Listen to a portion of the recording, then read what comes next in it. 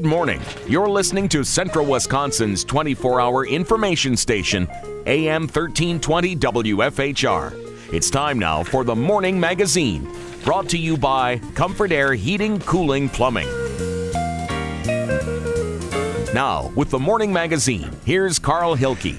Thank you, Jerry, and good morning, everyone, and welcome to today's show on AM 1320 and also on the web at WFHR.com. We also welcome our friends from RCCA Media, where you can watch yours truly on the Morning Magazine and our monthly interviews with Wisconsin Rapids Mayor Zach Verwink and Wood County Board Chairman Lance Pliml all month long on River Cities Community Access Media. Tune in on cable channel Solaris 3 or Charter 985 or on the web at rccamedia.org, which reminds me, if you missed last night's League of Women Voters Candidates Forum, which was carried simulcast here on AM 1320 with the help of RCCA Media, you can go to that website and watch it again if you missed any part of it.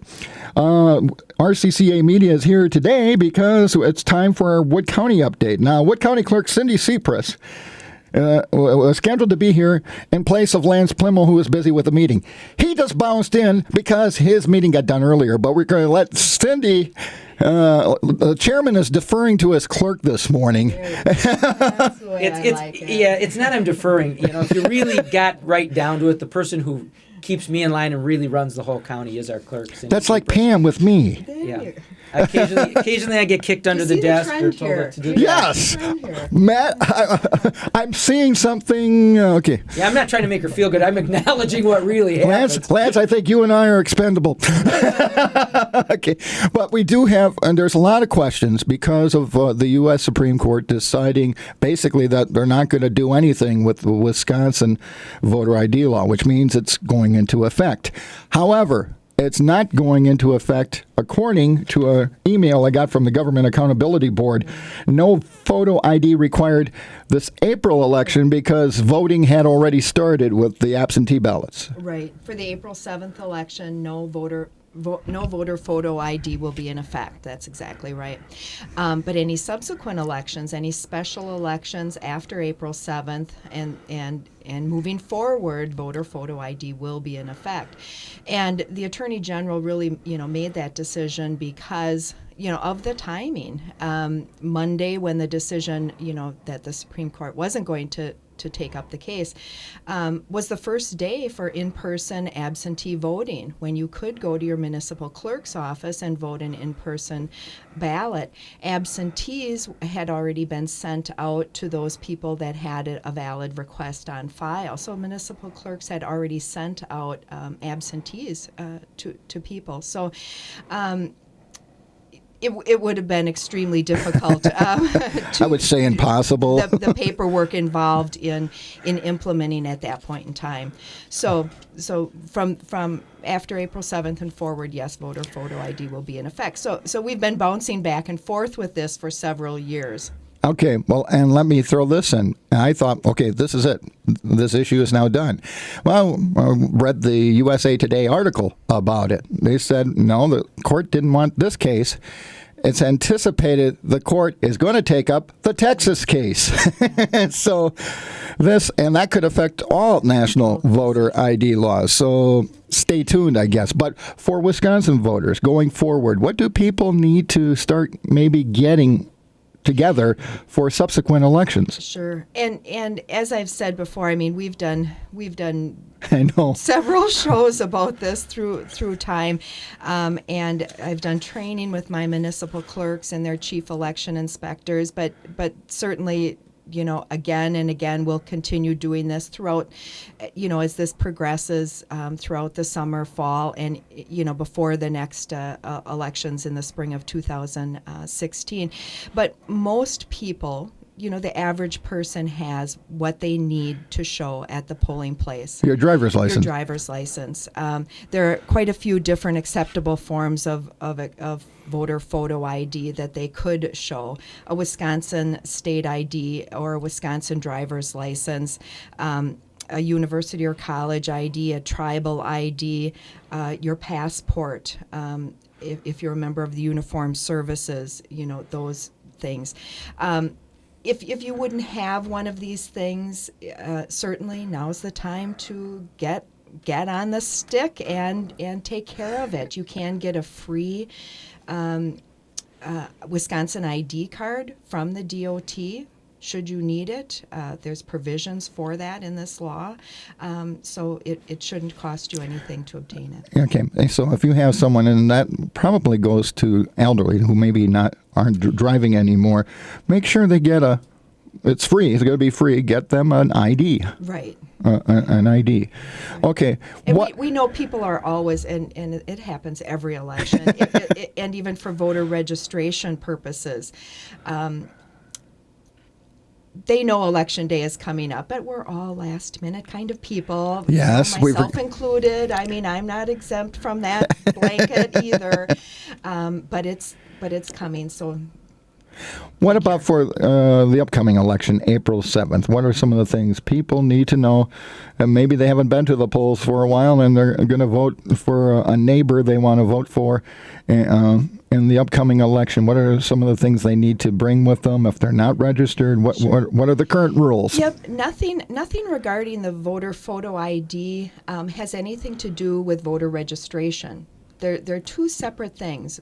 Showing an ID to prove who you are and registering to vote are two separate things. Registering to vote entails proving that you actually live in the location that you say you do. So it's proving who you are and proving where you live. It's two different And you have things. to be at that location for 28 consecutive days prior to the election. And so you still certainly can register to vote on Election Day. You need to bring proof of residency with you if you aren't already registered.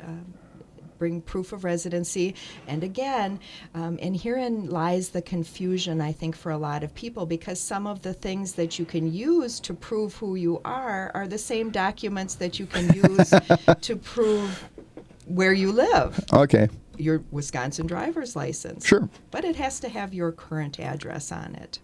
But if you use it for voter photo ID, it doesn't have to have your current address on it. So there's a lot of ifs, ands, buts, or ors. So it's a lot of things to teach those workers at the polling place, the municipal clerks who are training their chiefs and their people working at the polls, so that everybody's on the same page. I'm glad I came today because I don't know these rules. Because he's learning stuff I'm too. learning as I go. Yeah, but I mean, this is important because we got time now to get people educated, and I'm sure there's going to be a massive re-education effort for folks coming out of Madison to say. Certainly, they in past instances where voter photo ID was in effect for brief periods of time, and subsequently stayed. The GAB had very effective public information campaigns, radio, TV, internet type thing, to educate people, and I'm sure those will go back into effect, as soon as possible. Also. Spring elections, it can vary by municipality depending if you have a competitive election. For instance, I'm thinking locally here, Wisconsin Rapids, you might not have a very big turnout locally. There's only one automatic district with a contested race. But over in the town of Grand Rapids, you got that's going to campaign. It's going to be a very big turnout because you got a contested chairman's race and you got the board race as well. So overall, what kind of a turnout are you expecting countywide on April 7th? We'll see it, like you say, those numbers average out over, in my spreadsheet over the course of the county. So it's pockets of here and pockets there. There's in this municipality, they do have a chairman's race. And in this, it's the same people on the ballot that it's been for forever. So it does kind of average out. In a spring election, the turnout is probably about 35%, right around that mark. But you still, for every election, whether it's a 11% turnout or whether it's a 95% turnout.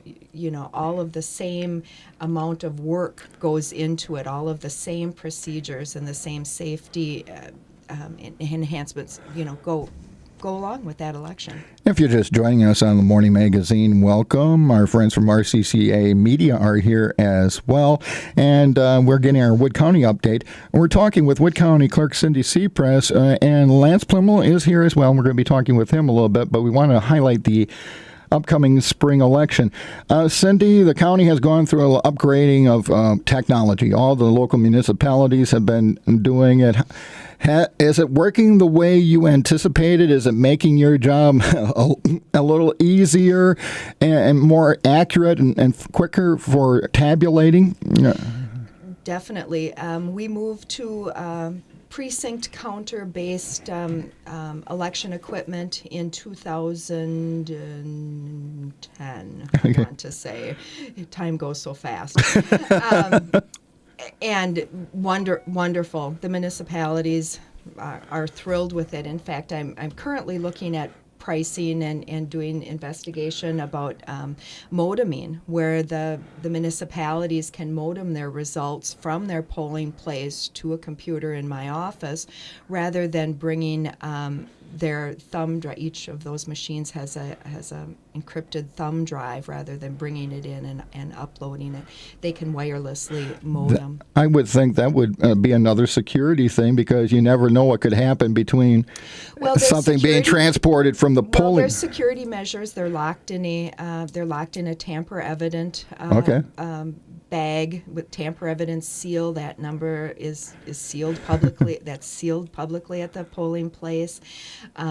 It's unsealed at my office. That number is recorded on the paperwork. So there's stringent security measures with that thumb drive all along its route. Now, a lot of folks like to go to the Wood County website. We use it here at AM 1320 on election night because basically, I'm not going to get it any quicker than you folks, because they're busy. You could be sitting in my office and you wouldn't get it any quicker. But let's give a little bit of a timeline. From the time the polls close at 8 o'clock, when do you start getting things at your office and start putting it online on the website? Well, it varies by municipality, because there's paperwork that they need to do. There's reconciling from their poll book. They need to determine that the last voter number that they issued matches their machine. Okay, now that's great. Does it match? Doesn't it match? If it doesn't, they need to figure that out. Lots of paperwork. I can't even go into it. That's a whole nother class of all the paperwork that they have to do before they actually can hit unseal their machine and actually hit the button that says close polls and the tape prints that actually tabulates those votes. So a half an hour isn't unusual of paperwork before they would actually maybe hit that button and get some results. Carl, can I add something? Sure. Unless you happen to be a municipal clerk or you happen to be a poll worker, most people vote and they think that's kind of it. It's an extremely complicated process, and there's been counties that have been fraught with controversy, and we have been free from that. In fact, when we had that last recount, I think that was on the Supreme Court race. 2011. Even when those people came up to do that, they made the comment on how well organized we are, and that doesn't just go to what Cindy does in her office, but how well her training goes to those municipal local clerks that handle those elections. And I have never heard anything but compliments from people out there in the field at the local level as to what a good job our clerk's office does. Well, I can tell you, just from in the city here, where my polling place where we go to vote, I sign in. I'm given a piece of paper to determine what ballot style. And then I go to another, and they give me my ballot, and then I go to a table here and I And Phil?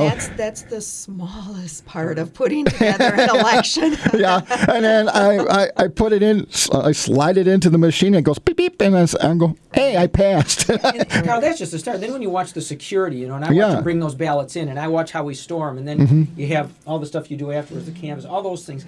This doesn't end Right, I know. at 10 or 11 o'clock that night when you get the results, or if you live in Grand Rapids, midnight. Yes, be patient on election night, Grand Rapids, and there too. You have such a big county, and you can't. They have to come down to Wisconsin Rapids. Some do. A lot of them do. I do allow them to either fax or email me Okay, their I was going to results ask on you a about that. spreadsheet, and then bring their ballot box with all of their materials by noon the next day, and that works out well.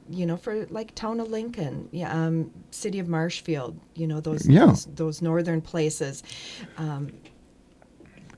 But I still have that thumb drive to back up those results that they've emailed, because I'm not saying that a transposition of a number could never happen. It could. Well, we are human beings. Exactly. There was one interesting law change that I just wanted to Okay, go ahead. highlight Go ahead. for That's why you're people. here today. All of those write-in votes that people do. Oh, that- yeah, that some always of bug me. the weird ones. Oh, they bug me. know. Because I always feel that that's a throwaway vote. Why would somebody write down Yes. Arnold Schwarzenegger? It's a Why are you throwaway doing that? If you're vote. going to do that, why did you even Why vote? did you come? It's a Right. mockery, Right. In my eyes. Well, there was a law change last year whereby only registered write-in votes will be tallied now. But and that sounds, when I heard that this was proposed, I was like, oh, this is great. Oh, it's going to make it so much easier for my municipal clerks and their chiefs to tally votes. Oh, the ifs, ands, buts, or ors included with this, have dimmed my view quite a bit. But the gist of it is, if there are enough ballot candidates for that race, then they only tallied registered write-in candidates. Okay. So for county clerk, if I'm on the ballot and it's a vote for one situation, and there's a ballot candidate, I'm on the ballot, then the municipal or the election inspectors would only tally registered write-in candidates in that race. So those other people, if somebody wrote in Carl Hilke, you would ignore that because you're not a registered write-in candidate. Yeah, a registered write-in candidate is someone who says, I want to run as a write-in candidate, and you register. You register with the filing and officer. you're running a serious campaign to get write-in Exactly. votes. You have to contact your filing officer and file the GAB-1, the campaign registration statement, and make yourself a candidate. Okay. Okay. So if you're not a registered candidate, that name is not tallied. It's not tallied. That's the gist of it. If there's no candidate in that race, say nobody is running for county clerk in Wood County, so there's nobody on the ballot that made ballot access, then every write-in vote is tallied. And that's where you the gist. you could get the short goofy one. gist. Yeah. So then you would tally every write-in vote. Well, hopefully we don't have that problem. We have people. Interesting new law. And the important part of this, and I think it was a Tip O'Neill quote, but all politics is local. And I happen to be in Marshfield, and that's why I wasn't sure I'd get back here. Sure. I've been up there, I think, every day this week, and I had the opportunity to speak to some people up there, and even some of them were talking about how important these local races are, because they're the people that you deal with on a daily Exactly. basis. Exactly. It really is your chance to effectuate change. And I'll tell you, it scares me to death when I watch, I'll call it late night TV, and whether I was watching, Leno way back, or I'm watching Fallon or Kimmel, and they do these interviews on the street. And I heard one the other day, and they were interviewing college kids. It was in relation to the basketball tournament. But when you ask 10 college kids who won the Civil War, and one of them said, were the Americans in that? And you tend to, and most of the answers are like that. And you tend to dismiss that. But the scary part is these people vote. Yes. And in a local election, because the turnout is usually fairly low, they can have a significant effect on the outcome of those elections. And realistically, for the people out there listening right now, these elections probably personally affect you more than the national races do. And you really need to get out to the polls and let the people know. Because when you call me later and complain about something, the first question I usually ask is, did you vote? That's it. And if the answer is no, I'm thinking, why didn't you? And if you're so passionate about something, put your name out there. If you run for a public office. Like I give credit to every candidate who took part last night in those candidates forums. They put their name out there. It's not easy to put yourself out there. No, it's not. For public scrutiny. And we do have, allows me to, the Encourage Community Foundation, along with some other groups, they get together and they hold these training sessions, how to run for public office. Yep, I've done that for how many years? Yeah. And telling people what it entails, giving them a little insight into it. One thing in local elections, any election, I think that everybody would agree to is nobody runs for public office without the thought that they're going to make their community a better place. That's right. And that's the mindset I try to take into every meeting, whether I agree with the person on a particular issue or not. The end goal for most candidates is to make my community a better place. Yeah. Some issues you win, some issues you lose, and you have to be one of those people who's willing to go on to the next issue and say, next time I better make a better argument if I was on the losing side. The argument doesn't start, though, until we approach how do we make our community better. That's right. But every one of them did that. You're right. And they made a commitment, and they put themselves out there. And there are questions that you just can't answer and become somewhat embarrassing at times. So, I recommend that you have, a little bit of self-confidence, but that you also have some humility, because you are not going to answer all the questions, and that's why I have a clerk who answers, what keeps you in place. who answers all those questions. You can't make everybody happy. Oh, okay. Before I let you go, speaking of putting yourself out there, this is a nice, what we call a segue in the business. There's a board, a very important board, and it's a citizen board with law enforcement, Crime Stoppers. Let's talk.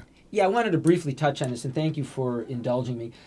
Crime Stoppers in Wood County was an organization we put together many years. It's more than a decade ago, and it's become an extremely effective program in our county, from cutting law enforcement costs to solving crimes, just to making our community safer. We have a citizen board that runs that along with law enforcement, and right now we are looking for some board members, some new board members. We have some term limits, and we have some people who have moved out of the area or are anticipating doing that. We're looking at reestablishing that candidate pool, and we will be selecting another board member immediately, probably 2 to 3 in a very short period of time. And I would encourage anybody who would like to be involved in that program to give me a call or to go to the website, the Wood County Crime Stoppers website, and fill it up. But you can personally call me. My number, my wife kills me when I do this, but my number is pretty simple. It's obviously a 715 area code, but it's 421-4001. 421-4001. And if you're interested in serving on that board, we would love to know that and get you to fill out an application. You really can have an impact on your community. We do it for the most part without any tax dollars and save tens of thousands of dollars of investigative time. I think you would enjoy it. As a board member, what you typically do is look at the tips that come in, ascertain if we do allocate a reward in those, what that award amount or reward amount might be. It's something where you have to keep things confidential. We look for high quality people, but I think you would enjoy your time, and I encourage anybody out there who might have an interest to give myself a call or go to the website. Okay, yeah, a very important organization. I know area law enforcement has made use of Crime Stoppers a great deal. It's been a great tool, and so if you can help out your community that way, there you go. You don't even have to run for office. Just fill out an application and have and be concerned about your community. But in the meantime, remember, Cindy said April 7th, this is the last election where you won't have to show a photo ID. That we know of. That we know of. Right now. Right now. This minute. Okay. Okay. Well, Cindy, hang in there. April 8th is just around the corner. Like we were talking in elections, that only starts more of my work. Yeah, April 8th is a canvassing day. Hey, Carl, I want to just add real quick. Not just Cindy, but those local clerks. Oh, yes. They do. They do a tremendous job, and when you get into those local offices, whether it be the city or your towns, thank those people. Yes. Because it tends to be a thankless job, and they do a tremendous amount of work. Yeah, and everybody else that volunteers on Election Day to help keep those polls running smoothly. Well, Cindy, I thank you for stopping by. Lance, it was nice to see you. Well, today we sent the boss. You know? Yeah, sent the boss. Okay, well, thank you both for an informative session here on the Morning Magazine, and we'll get through this, Cindy. Oh, Don't you worry. bet. Okay, take care. You Been guys through worse. have a great weekend. Okay, and that's going to wrap up part one of today's edition of the Morning Magazine. The Morning Magazine, as always, is brought to you on AM 1320 and WFHR.com by Comfort Air.